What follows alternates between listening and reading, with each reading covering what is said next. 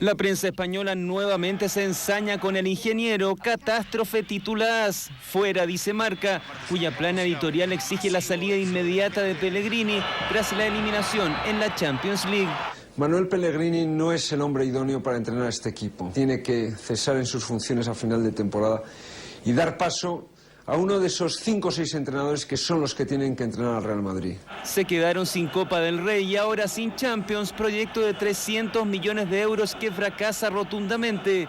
Pese a ello, Pellegrini descarta dar un paso al costado. No iba a renunciar a un puesto que me parece absurdo, ¿no? Dejar una lucha por algo que uno está comenzando. No se me pasa por la mente renunciar, ni se me ha pasado nunca en ningún club, así que en la parte directiva tiene que preguntarse a la directiva.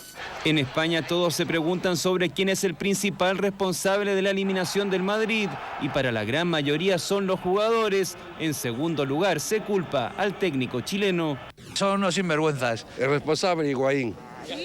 Para mí Higuaín es el entrenador. Y detrás Kaká, que no vale ni un pimiento de momento. Echó al equipo en la segunda parte atrás. Es un conservador. No tiene ni idea. Échalo ya. El Real Madrid volvió este jueves a las prácticas y las caras lógicamente no eran de las mejores. El plantel hizo una severa autocrítica y respaldó a Pellegrini, lo mismo que ya hizo la dirigencia. Que esté muy tranquilo, que tiene el apoyo de todos sus jugadores. Que el Madrid no baja los brazos nunca. Que tenemos que aguantar los palos que nos van a dar, por supuesto. Teníamos depositada en esta competición muchísimas ilusiones.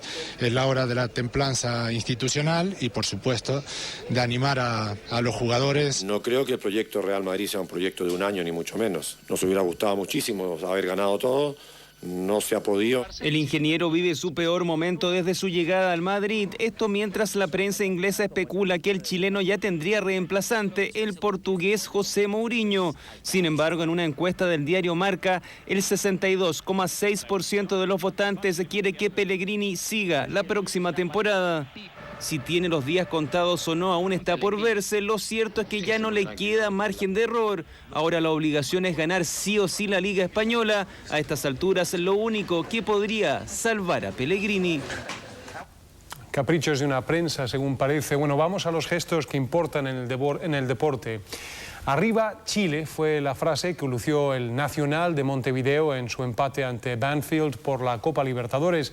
Y mientras en el Sporting de Lisboa, sin Matías Fernández, este equipo igualó ante el Atlético de Madrid.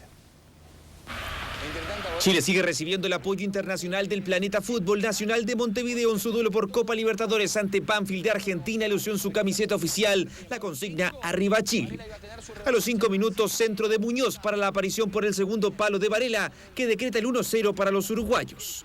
17 en el reloj, James Rodríguez empata para Banfield, que repetirá y pondrá en ventaja en el Parque Central los 35 al conjunto argentino. Pero la llena Mario Regueiro establece el empate definitivo a los 40. 2-2 repartieron puntos Nacional y Banfield. Por el grupo 8 de la Copa Libertadores, donde participa la U y la UC, Flamengo ganó de visita al Caracas, abrió el tablero Wagner Love de penal a los 34 minutos del primer tiempo. En la segunda fracción, Castellín pone la paridad para los venezolanos, minuto 64, que no durará mucho porque Love repite los 74 para los de Río, que festejarán su tercera cifra a los 90 gracias al tanto de Rodrigo Alvim. Por la Euroleague, Sporting de Lisboa rescató un valioso punto en el Vicente Calderón ante el Atlético de Madrid al igualar 0-0. Matías Fernández solo estuvo en el banco de suplentes. Mientras Juventus venció en el Olímpico de Turín al Fulham inglés, a los 9 minutos el central Nicola Negrotagli abre el marcador para los italianos. Tablero que se extenderá a los 25 gracias al francés Sevilla para el segundo de la Juve.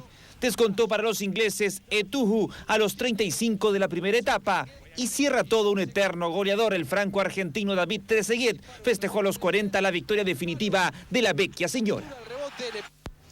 El fútbol también salió damnificado con los temblores. Por las fuertes réplicas que han afectado a la zona central, se optó por suspender los partidos de Colo-Colo y la Universidad de Chile por el torneo nacional. Colo-Colo enfrentaba este viernes a Everton en el Monumental, mientras que la U tenía que viajar hasta Rancagua el sábado para visitar a O'Higgins. La NFP habría tomado esta decisión debido a que los jugadores de Everton estaban complicados, ya que luego del temblor se anunció que podría haber un tsunami en la quinta región. Por su parte, la dirigencia de O'Higgins decidió suspender el partido en el Teniente debido a que el epicentro del sismo de hoy fue precisamente en las cercanías de Rancagua. La NFP confirmó que por ahora el resto de los encuentros correspondientes a la séptima fecha del Campeonato Nacional se juega de acuerdo a lo establecido.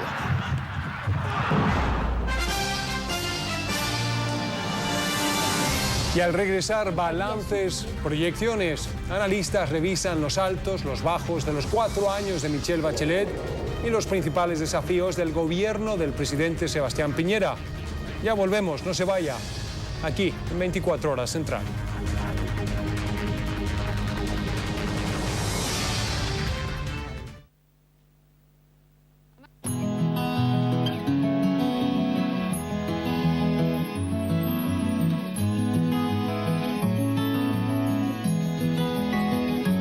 Este país lo levantamos entre todos. Acércate, tenemos soluciones efectivas para ti. Corp Banca. Compromiso total con los chilenos. ¿Qué se espera para este regreso a clases? Que el lenguaje nos ayuda a estar cada vez más comunicados. Exclusivo en Ripley. Compra cualquier producto Electro y más 9.990 pesos lleva un celular Samsung. Solo con tu tarjeta Ripley. Regreso a clases. Alta calidad, bajos precios. Me fascina Ripley. Nuestros hijos están volviendo a clases y hoy más que nunca necesitamos precios bajos todos los días para que no les falte nada. Por eso bajamos aún más los precios en más de 100 productos de librería escolar para que no vuelvas a correr por una oferta. Haz tus compras escolares en Hiperlíder. Ven a Hiperlíder porque hoy nuestro compromiso con los precios bajos es aún más fuerte. Kino se acumuló. Hay 1.050 millones. Juega con tu tarjeta Kino. Nada detiene a un país como el nuestro, incluso cuando el camino se pone cuesta arriba.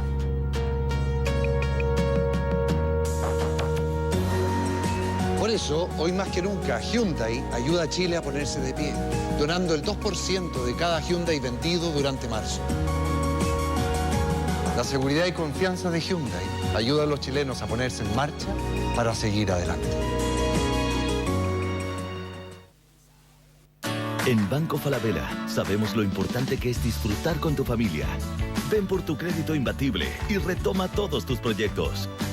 Porque estamos contigo siempre, ahora también te apoyamos. Llévate 3 millones en 48 cuotas de 89.990 pesos. Crédito imbatible, más conveniente y con aprobación inmediata. Ven por el tuyo a Banco Falabella. Unidos, los chilenos tenemos la fuerza para levantar al país. Por eso en Claro, ya hemos restablecido el 98% de nuestra cobertura a nivel nacional y estamos atendiendo normalmente a nuestros clientes a través de nuestros servicios de atención telefónica, en nuestra página web y también en 25 sucursales a nivel nacional, distribuidores y tiendas asociadas que tienen nuestros productos y servicios a disposición de los chilenos. Hoy más que nunca, nuestro compromiso es con Chile. Claro. En momentos difíciles, Latinoamérica se une. Súmate a la campaña 1+1 de Sodimac. Ven a todas nuestras tiendas en Chile, Argentina, Colombia y Perú. Y por cada aporte de ladrillos que tú realices, nosotros nos ponemos con otro ladrillo para levantar y reconstruir Chile. Sodimac, la Casa de América, ayuda a Chile. Cuando la libertad es un lujo de pocos. Yo no lo amo. Voy a casarme porque usted con mi padre tienen un trato. Solo un idealista podrá cambiar las reglas. Todos los que están aquí tienen una oportunidad. Y luchar por su verdadero amor. Usted algo siente por ese desgraciado. Martín no existe para mí. No me mienta, Leonor. ¡Suelta! Por el bien de usted y de Martín Rivas, espero estar equivocado. Estreno, lunes. Martín Rivas, después de Los Ángeles de Estela. Los altos y los bajos, los logros, también los desafíos que quedaron pendientes. Junto a expertos y algunos de sus exministros, revisamos los hitos de los años de gobierno de Michelle Bachelet, desde la protección social al Transantiago, desde el manejo económico a la revolución pingüina. Todo ello en el informe de Ángela Robledo. ¿Prometéis desempeñar fielmente el cargo de presidente de la República? Sí, prometo. La primera mujer en nuestra historia y el cuarto periodo presidencial consecutivo de la Concertación. Michelle Bachelet llegaba al poder tras derrotar en segunda vuelta a Sebastián Piñera con un 53,5% de los votos.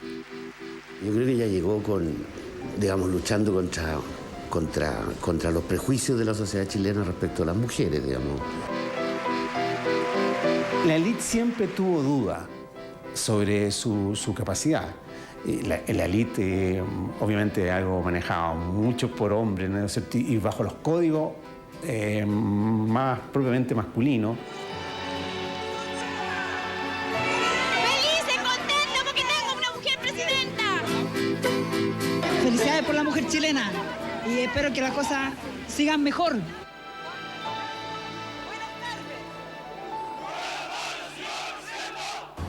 El hecho de llegar ella ahí tiene un impacto simbólico. Ampliar, ensanchar, expandir las posibilidades de ejercicio de las mujeres. Énfasis en los temas sociales e igualdad de hombres y mujeres fueron algunos de los principios fundacionales de su programa de gobierno. El gobierno próximo dura solo 4 años y por lo tanto hay que trabajar con mucha intensidad y fuerza.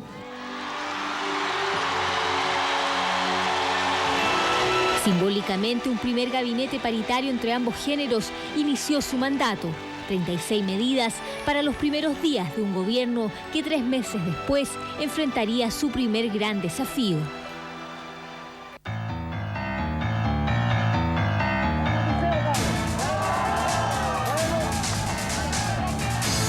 Comenzó en Lota con la protesta de los alumnos del Liceo Carlos Cousiño por la precaria infraestructura del establecimiento.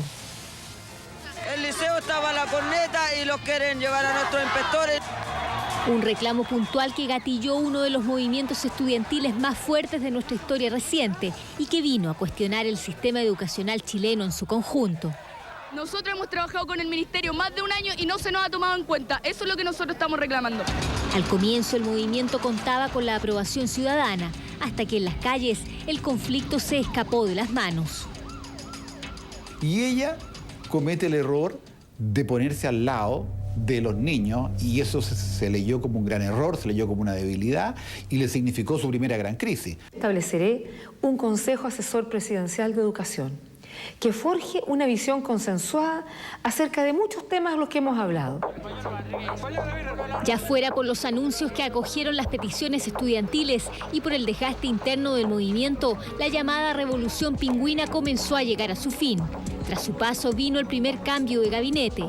Andrés Saldívar de Interior y Martín Silic de Educación fueron reemplazados por Belisario Velasco y Yasna Proboste. El conflicto pasó, pero la popularidad de la presidenta, medida mes a mes por la encuesta Adimark, cayó entonces al 43%.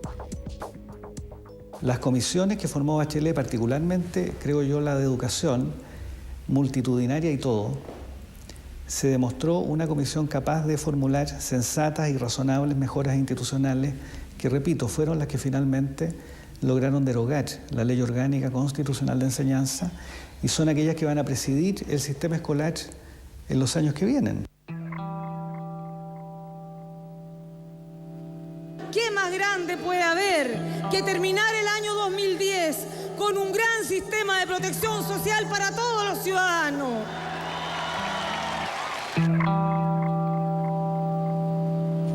Poner en marcha un sistema que garantizara los derechos sociales de las personas más necesitadas se transformó en la tarea prioritaria del gobierno de Michelle Bachelet.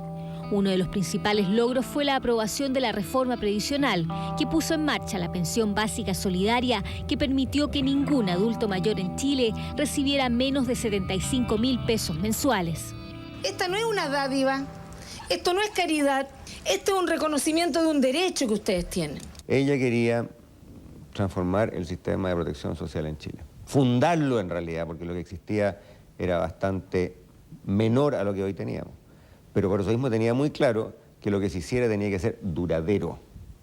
Se lo escuché muchas veces, no tenía sentido crear un beneficio que se legisle por 1 año y al año siguiente no haya plata y tenga que retirarse. Una persona que durante los 4 años trabajó, y no exagero, probablemente 18 horas al día, levantándose tempranísimo en la mañana y con una idea en mente: ¿qué le pasa a la gente?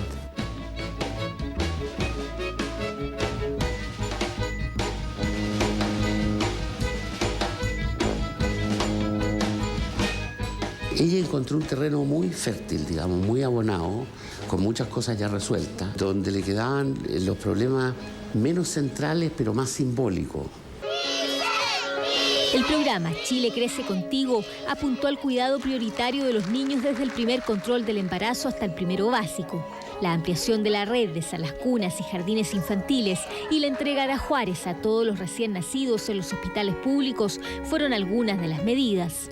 En realidad no esperábamos que fuera tan completo el ajuar, pensábamos que era menos. Se trata de que una Gabriela o un Neruda puedan volver a nacer entre los pobres de Chile. Ella nunca quiso virar su norte que lo puso desde el primer día. Ella siempre sintió que este norte iba a resultar. Y resultó.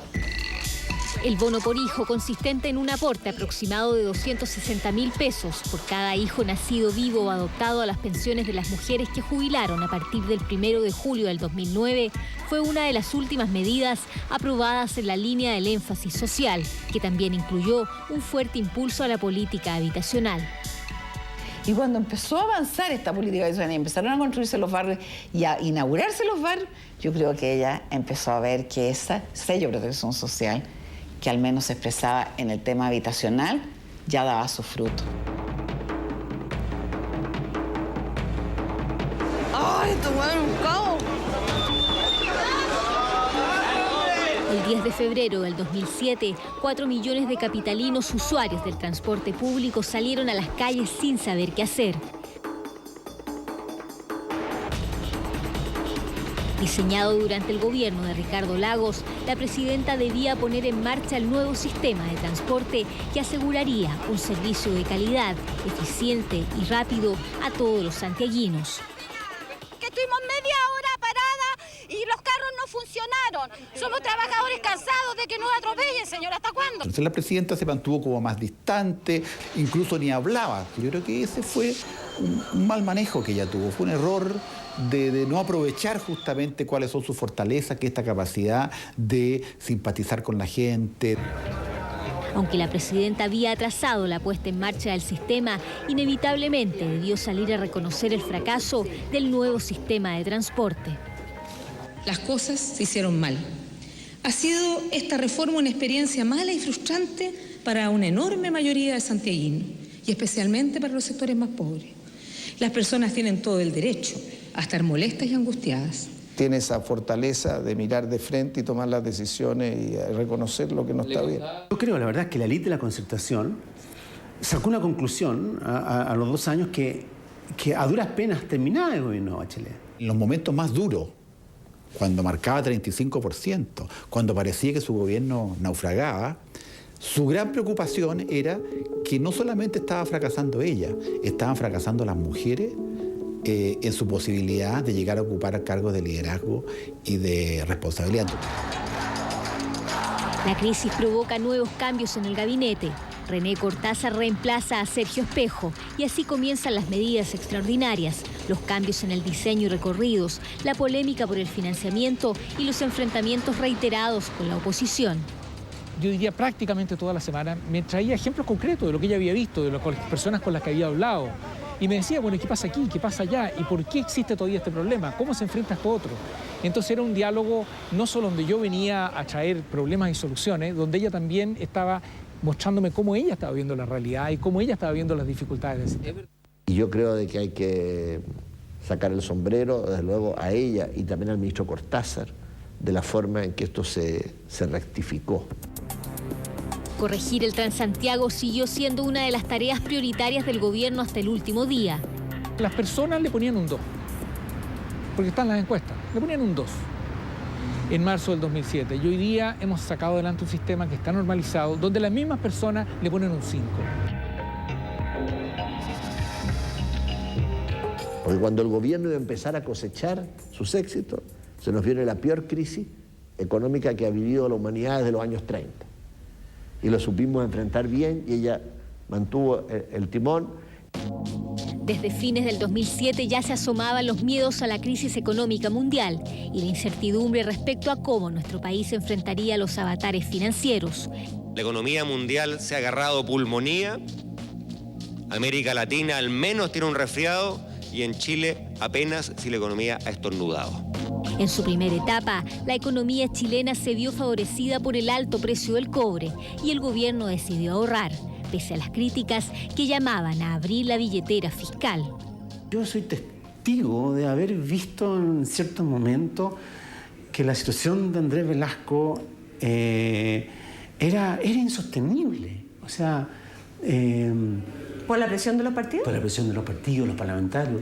La prueba de fuego de su autoridad fue la mantención de Velasco. Es una tremenda valentía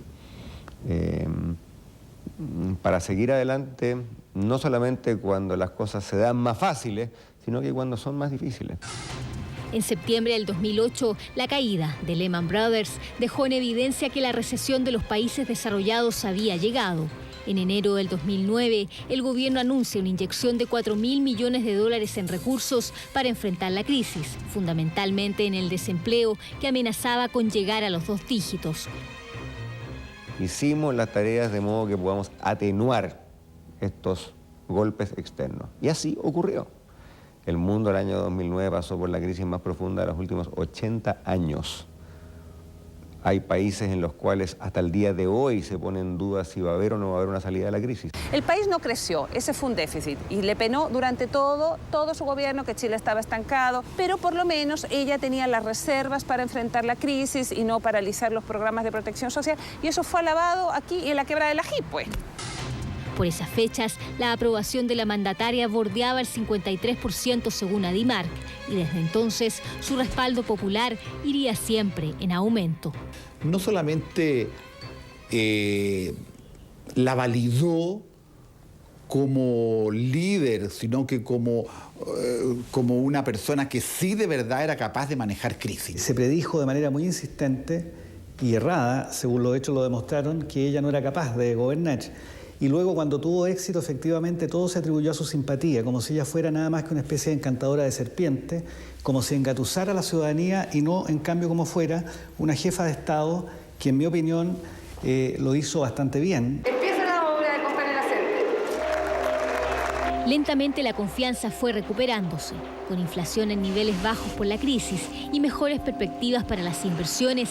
Proyectos emblemáticos, como la construcción del edificio Costanera Center, fueron reanudados tras meses de paralización. Quedó demostrada la fortaleza de Chile y su modelo de desarrollo. Afrontamos con éxito la mayor crisis de los últimos 60 años y no lo hicimos a costa de las personas.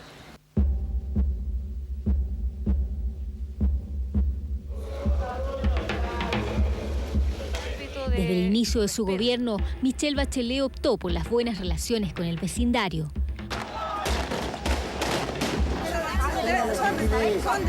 Como cuando en septiembre del 2008 vino la rebelión popular en Santa Cruz, Bolivia, y convocó de inmediato a los presidentes integrantes de la Unión de Naciones Sudamericanas a una reunión extraordinaria para respaldar a Evo Morales. Advierten que sus respectivos gobiernos rechazan enérgicamente y no reconocerán cualquier situación que implique un intento de golpe civil, la ruptura del orden institucional o que comprometa la integridad territorial de la República de Bolivia. Nos complace enormemente que sea usted la que lleve la conducción de la Unión de Naciones Sudamericanas, por 1000 razones que usted conoce bien y nuestros pueblos comprenden, pero fundamentalmente porque es usted una jefa de Estado. Pero la cordialidad de las formas con el presidente de Perú contrastó con los momentos conflictivos por la presentación del país vecino ante La Haya por el límite marítimo y luego por acusaciones de espionaje político. Y con Argentina, la relación pasó por su peor momento cuando en el 2007 se suspendió la total entrega de gas a Chile. Ella reaccionó muy bien en el sentido que inmediatamente dio instrucciones al ministro de Energía de iniciar inversiones en las plantas de gas natural liquificado, cosa que se inauguró, planta que se inauguró recién y que permitió dar una tranquilidad a la gente. Pero luego de la tensión vino la fraternidad, coronada con la recreación del histórico abrazo de Maipú entre O'Higgins y San Martín, ahora entre las dos mandatarias. Mejoró un poco la relación con Cristina Fernández. Kirchner, en cambio, fue un maltratador, un experto en bullying, digamos, ¿no? ¿Por qué no te callas? Por favor, no hagamos diálogo. Presidente, yo le voy a dar la palabra de inmediato, pero yo quiero que... Hay gente que tiene que irse. La cumbre iberoamericana del 2007 es recordada hasta hoy por el enfrentamiento verbal entre el rey de España y el presidente venezolano Hugo Chávez, quien desde que Michelle Bachelet llegó al poder se declaró expresamente como su gran admirador. Manejó esa cosa un poquito ambigua, nunca fue agresiva con ello, pero tampoco fue a hacer grandes pactos ni grandes aventuras en conjunto. Yo creo que lo hizo sabiamente, sin por decir de manera, transgredir o traicionar su tradición, pero mantuvo una independencia y se alineó finalmente, porque esa es la realidad. Chile se alineó con los sectores políticamente más conservadores relativamente de América Latina y los Estados Unidos. Yo creo que lo hizo fantástico. El itinerario de Michelle Bachelet incluyó giras emblemáticas, como el viaje a Cuba en febrero del 2009, con una reunión con Fidel Castro y una declaración contra el bloqueo a la isla. Chile siempre ha estado en contra del bloqueo y así lo ha manifestado en todas las instituciones y en todas las instancias multilaterales en que hemos participado. Y en junio del 2009, en la Casa Blanca, la presidenta recibió en persona los elogios del mandatario estadounidense Barack Obama por el manejo de la economía. I congratulate her and her entire team for managing the Chilean economy and the political process in Chile in such a excellent fashion.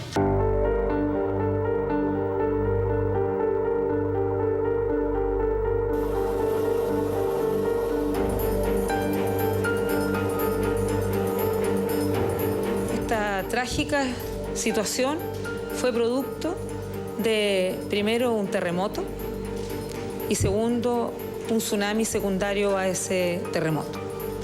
Y por eso vine acá, para estar con la gente, para mirar qué más había que hacer. El gobierno de Michelle Bachelet fue sacudido por 3 terremotos y una erupción volcánica. El 21 de abril del 2007 fue el turno de Aysén.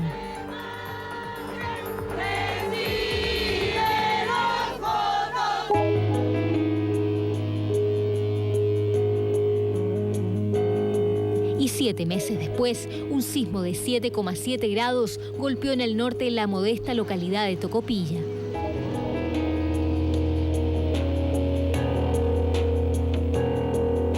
Estando conversando aquí, hemos sentido varios temblores, pero está bien que estemos acá porque tenemos que estar en la misma situación que están los vecinos de Tocopilla.